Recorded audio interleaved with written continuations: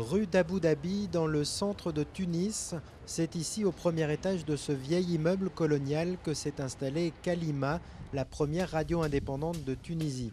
3 jours après la chute de Ben Ali, les journalistes ont repris possession des locaux.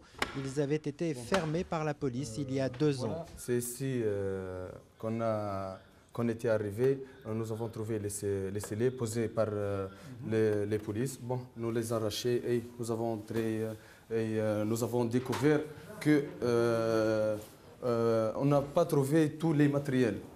Micro, magnétophone, ordinateur, tout ce qui pouvait faire tourner la radio a été emporté sans ménagement par la police. Du studio d'enregistrement, il ne reste que ces quelques meubles encore recouverts de poussière. Mais pas de quoi décourager Siem Ben Sedrine, la directrice. Cette opposante historique vient de rentrer en Tunisie après avoir dû quitter le pays en 2009. L'euphorie d'une révolution, parfois ça retombe, et les vieux réflexes de censure, d'autocensure peuvent revenir. Nous n'avons jamais eu ce type de réflexe. Nous avons toujours dit haut et fort tout ce que nous pensons et nous n'avons pas peur de continuer à faire notre travail.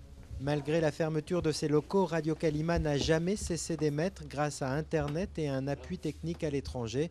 Au plus fort de la révolution, elle a d'ailleurs battu des records d'audience. On a crevé le plafond de notre serveur, on a été obligé de louer un deuxième serveur pour pouvoir faire face à la demande des connexions simultanées. On a dépassé les 5000 connexions en même temps. Pour la petite dizaine de journalistes de Radio Kalima, c'est une ère nouvelle qui commence, même s'ils savent qu'ils doivent rester vigilants face à cette liberté retrouvée. Avant, aller faire son boulot sur terrain était un grand risque. On peut être arrêté à tout moment, on peut être tabassé. Maintenant, je suis vraiment plus à l'aise.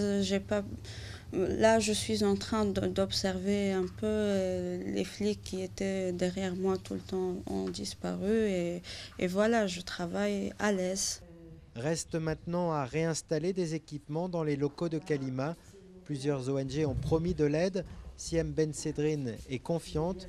Dans quelques semaines, sa radio émettra de nouveau de Tunisie.